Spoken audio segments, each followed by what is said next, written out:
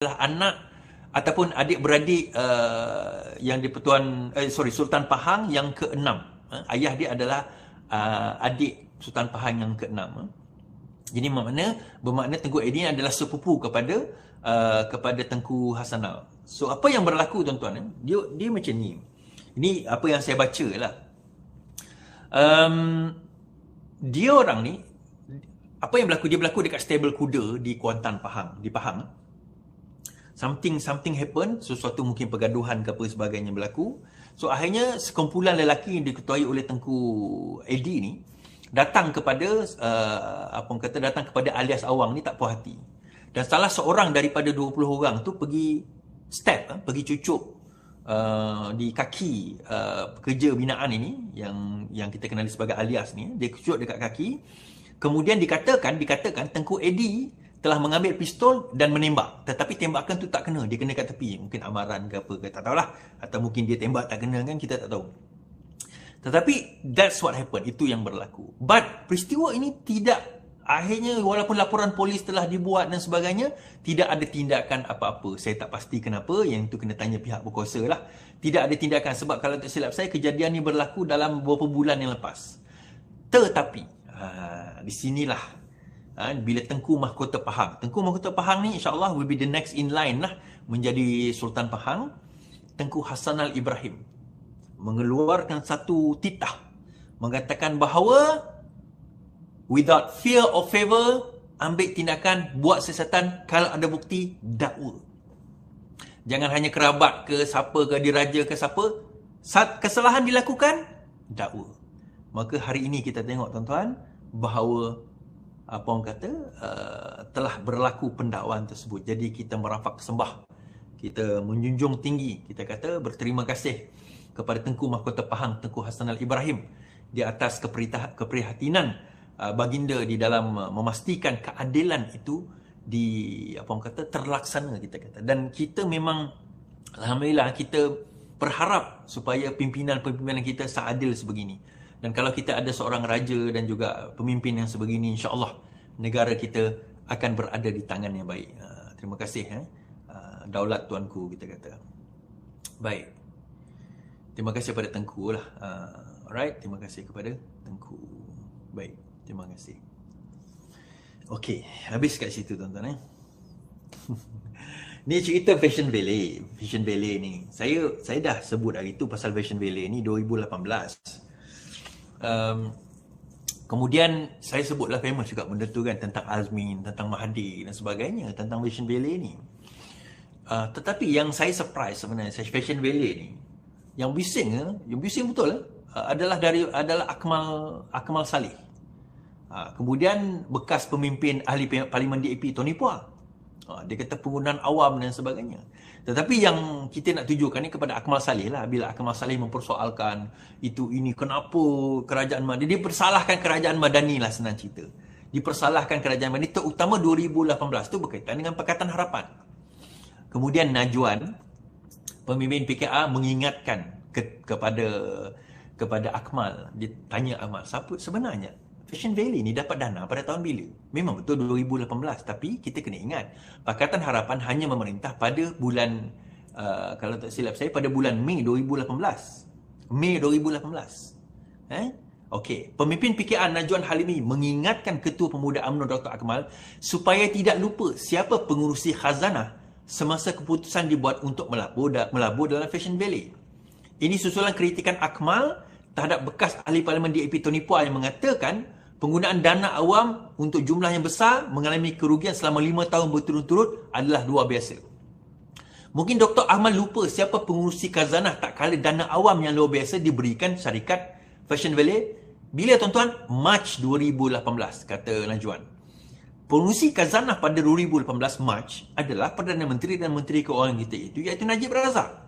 Khazanah dan Permodalan Nasional telah melaburkan 47 juta dalam Fashion Valley. Bagaimanapun, minggu lalu 2 JLC ini menjual pegangan dalam saham itu, susulan nilai sahamnya merosot hampir 44 juta.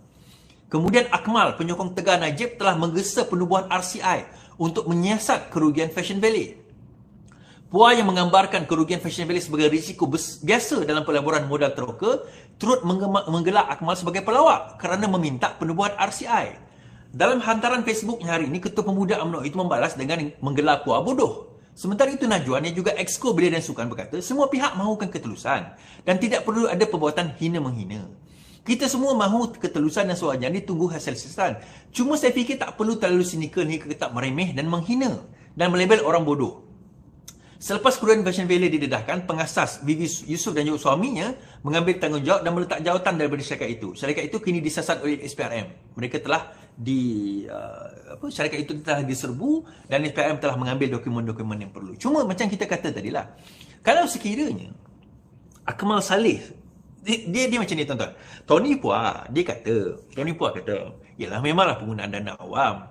Tapi untung rugi itu biasalah dia kata. Tony Puah kata, kalau sekiranya dia rugi sekalipun, maka kita nak kata macam mana? Itu dah lagi. Cuma dia kata, kalau sekiranya perlu nak dilakukan audit dan sebagainya, buatlah.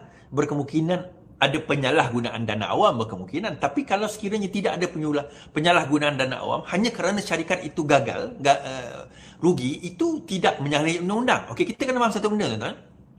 Orang melabur di dalam sebuah syarikat. Syarikat itu rugi. Rugi syarikat itu kalau tidak ada penyalahgunaan dana, itu tidak dianggap sebagai dianggap sebagai pengubahan wang haram ataupun pecah amanah. Itu tidak dikira sedemikian. Hanya kerana dia rugi itu belum tentu menyebabkan itu ada kesalahan di bawah SPRM.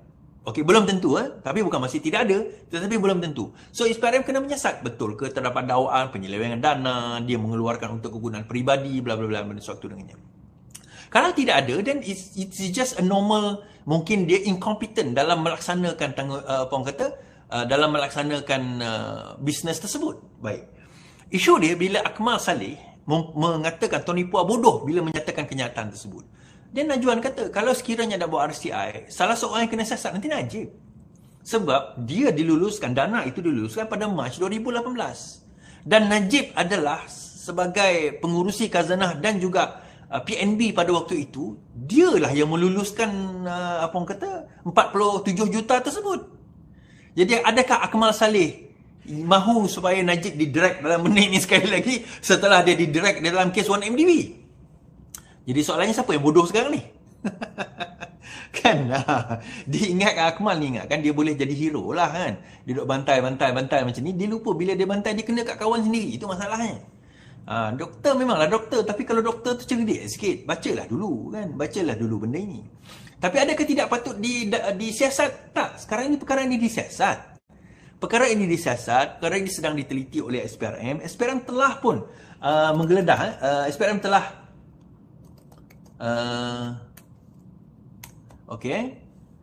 SPRM telah membekukan 11 akaun persendirian dan 6 akaun syarikat melibatkan Fashion Valley. SPRM hari ini telah semalam membekukan beberapa akaun persendirian dan syarikat milik suami isteri pengasas platform e-dagang Fashion Valley bernilai kira-kira 1.1 juta ringgit. Pembukaan berkenaan adalah susulan daripada siasatan dijalankan Suruhjaya itu terhadap suami isteri terbabit berhubung kerugian pelaburan dana khazanah serta PNB berjumlah 43.9 juta ringgit.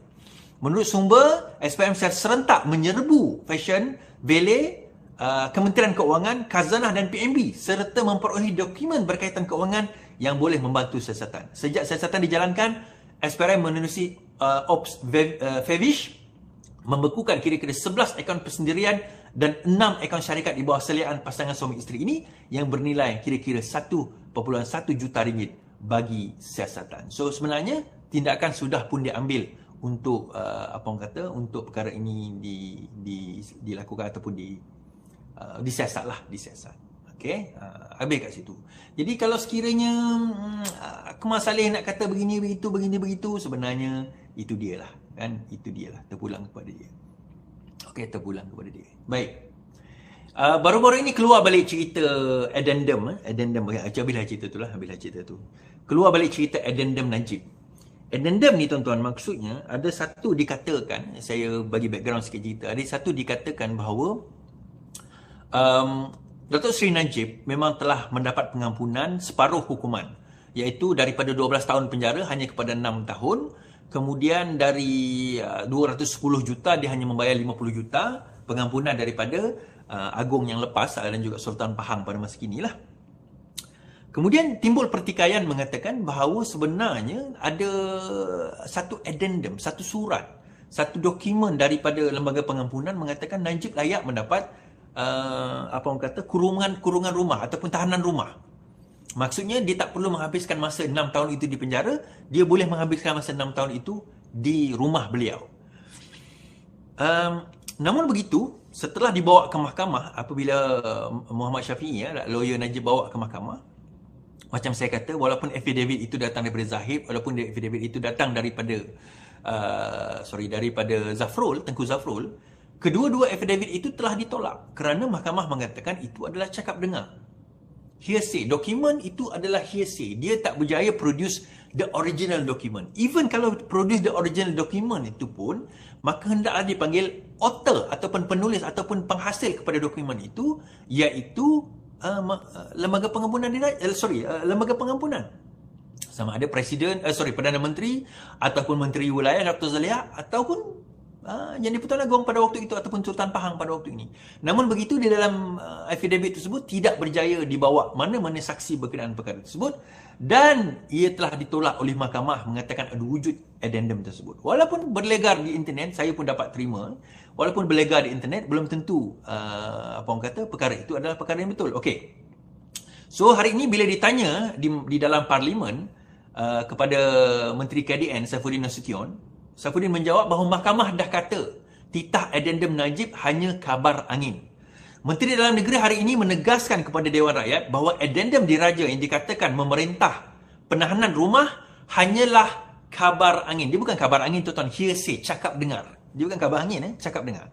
Dalam jawapannya kepada pertanyaan beberapa ahli parlimen mengenai perkara itu, Saifuddin merujuk mereka kepada keputusan Mahkamah Tinggi Kuala Lumpur pada Julai yang lalu yang menolak tindakan Undang-Undang Najib untuk mengesahkan kewujudan addendum itu. Kota Baru juga diikuti keputusan mahkamah ketika peguam berkenaan bawa ke mahkamah dan kemudian dianggap bahawa addendum itu hearsay. Itu sudah jelas keputusan mahkamah, kita tak patut timbul lagi lah. KDN pun lagi jauh, kita tak anggotai Pardon Board atau lembaga pengampunan, tak ada langsung. Jadi wujud atau tidak addendum, mahkamah kata perkara itu dianggap peguam berkenaan. Mahkamah kata cerita ini simpulan dengar, simpulan dapat, simpulan itu, jadi bermakna itu hearsay macam saya kata tadi. Jadi selesai kat situ lah, saya tak nak ulah lebih lah, kata Saifuddin. Okey, kata Saifuddin. Jadi macam saya katalah sebenarnya, masa saya buat live dahulu berkenaan dengan addendum tersebut, kalau sekiranya kita nak membuktikan addendum itu benar, betul, kita nak buktikan addendum itu wujud dan sebagainya, perkara pertama yang nak dibawa sebenarnya bukan affidavit saya telah melihat dokumen itu. Okey, dia bukan saya dah tengok dokumen ni. Saya tengok kat mana? Dalam WhatsApp. Tak boleh. Dalam WhatsApp, mahkamah tak akan terima. Itu cakap dengar. Dia macam ni lah, tuan-tuan. Okey, contoh macam ni lah, contoh. Ada seseorang melihat pembunuhan berlaku. Ini contoh, seseorang, seseorang mendengar tertuduh mengatakan bahawa dia nak bunuh isteri dia. Ini contoh. Seseorang dengar. Seseorang itu menceritakan kepada mak dia. Orang itu menceritakan kepada mak dia bahawa tertuduh nak bunuh isteri dia. Mak dia tu cerita pada saya. Okey, mak dia tu cerita pada saya. Dia kata bahawa tertuduh nak bunuh isteri dia. Kemudian saya pun disoal siasat polis. Kemudian dia kata, ya, memang ada. Saya dengar tertuduh kata dia nak bunuh isteri dia. Kemudian polis kata, kamu dengar ke? Tak, saya tak dengar. Tapi mak kepada kawan si tertuduh dengar. Mak kepada kawan si tertuduh dengar. So dalam keadaan ini, mahkamah akan kata itu adalah cakap dengar, hearsay. Saya ni hearsay, saya dengar daripada mak. Bukan mak tu dengar daripada anak dia. Anak tu yang dengar daripada si tertuduh. So dalam kes ini, yang kena panggil adalah siapa?